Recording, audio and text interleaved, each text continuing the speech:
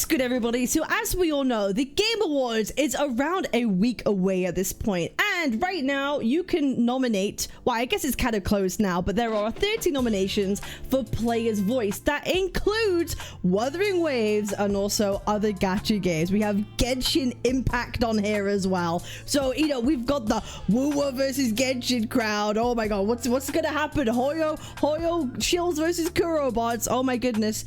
But Wuwa's, you know, got a lot of attention at the Game Awards. Is up for Mobile Game of the Year and now also up for nomination for Player's Voice, which is gonna be pretty interesting. But I think I wanted to take this opportunity to talk about something a little bit different. So we have here the Wuthering Waves page on Steam, and for the first time since Wuthering Waves has been on the Steam page, the recent reviews are all overwhelmingly positive.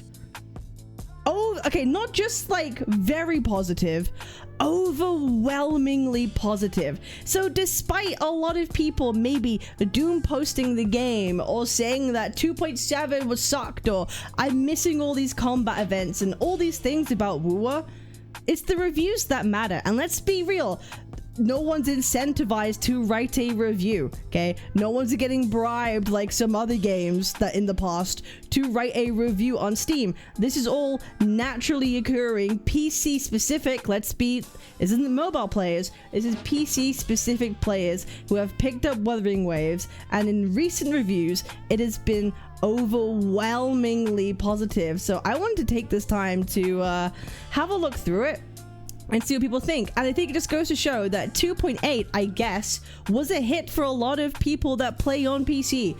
Despite what people might really think of the story and whatever it is, overall, it seems to be positively received.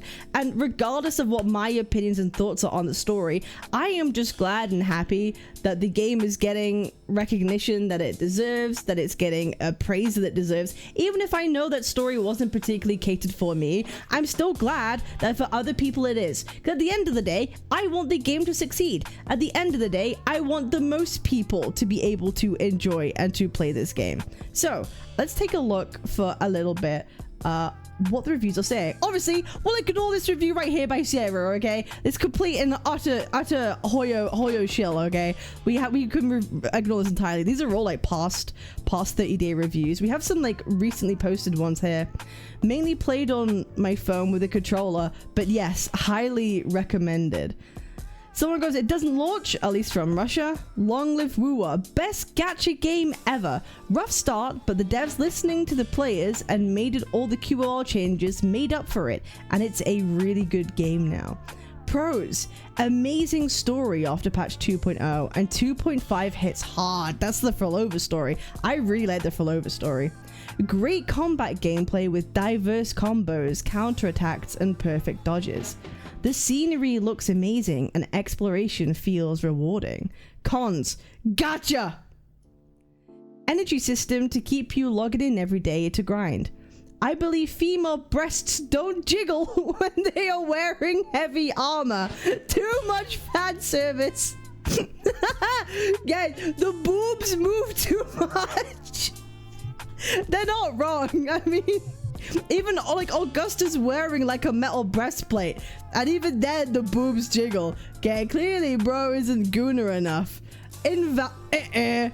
Helpful invalid review, not for target audience. Overall, I feel like the pros outweigh the cons. Plus, I really enjoyed the story so far. As long as you have good control of your wallet, this should be a great experience for anime fans. Yeah. Peak gacha game, amazing game. The character designs are more proportional than Genshin Impact. The story is getting better when you enter the Black Shore region. The soundtracks are lit. The world building is also good, and sometimes at some points this game is way much better than Genshin Impact. Guys, we're starting up the Wuwa versus Genshin drama with this one, and it's coming from a review. It's not even coming from a content creator, it's coming from a reviewer on Steam. Can't believe that this is a free game. It's not pay to win either. Kudos to devs. Here are some other reviews that have occurred in the past 30 days. I started Wuthering Waves about a month after its Steam launch, and honestly, I haven't missed a single day since. I'm writing this after hitting 100% completion on absolutely everything. The map, every quest, all holograms, and even the endgame modes. And after all that, this game is a solid 10 out of 10 for me. I've spent countless hours on Destiny 2 and Dota over the years, and Wuthering Waves has still managed to be the game I've spent most time playing this year. That's crazy. Coming from a Destiny 2 and Dota player, games you can just replay and replay and replay and replay. This person has become a certified Kurobot. Okay? They have become a certified Kurobot, okay? A mixed experience. Oh my god, this is long. A mixed experience of a gacha game for me, but overall I would recommend. The game's best in the honeymoon period when you haven't run out of content to do yet or characters to level. Pros: visually stunning. Your thermals might take a hike, but the game looks breathtaking at higher settings, especially in 4K. Cutscene direction and camera work is great and dynamic, especially in the later quests. Voice acting in the later patches is stellar, despite there being quite the uproar over subpar voice acting when the game released. The recent patches have not only fixed the issue, but gone above and beyond. I play in EN audio, and especially the VAs of Yuno and Carlotta have done a stellar job of it. Combat is fun and diverse enough. Didn't axe mechanics like perfect dodges and perfect counters as some gachas do when they're also on mobile. Character animations are often visually great and creative.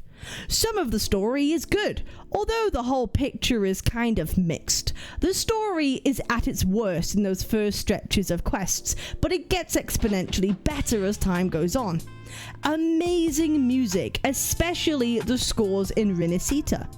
Relatively challenging endgame. This will vary depending on skill level, character investment, and how much you might have whaled, but generally there's a good amount of challenging content to work towards.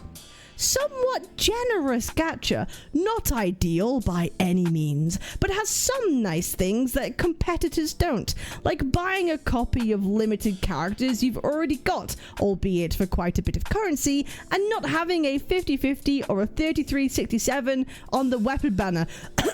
Genshin. Fun characters. Some are samey, but most have something unique about them or their stories that make them at the very least briefly interesting. I think kind of hit the nail on the head with all of those pro-con points. Okay, I feel kind of hit the nail on the head with some, but now here are the cons. Okay, it's a gacha game. It updates periodically, so there will be power creep, and the main goal will always be to get players to swipe for characters. Teams locked behind spending. A lot of characters lately come with best partners, limited of course, that make a massive difference to damage output. Doesn't mean the characters are unplayable without their partner, but they're a lot complete. Zanny, Peeb, Cartwheel, Chikona, Augusta, Yuno, Pulova, Cantarella, Chion, etc. Very few 4 stars. Not a problem unique to this game, but a problem nonetheless. Most 4 stars are not very good, with some exceptions of course, and there are not very many of them. Guna elements. Not a secret to anybody. The women in this game are sexualized to sometimes a comical degree, such as jiggle physics, jiggling through a solid piece of metal chest plate, looking at you, Augusta, and overall looking incredibly uncanny, like they're made of water and not flesh. Standard levels of stupidity in character design, as well as most of the women are half naked, even when it doesn't make any sense. Most will also simp for the MC or have narratively unearned romantic moments, which gets annoying somewhere after the 3rd time. For people who enjoy having playable men, this might not be the best game. They are very few and far between, and often end up relegated to supporting roles. Or, for example, like in Chiyon's case, their DPS playstyle is locked behind several copies.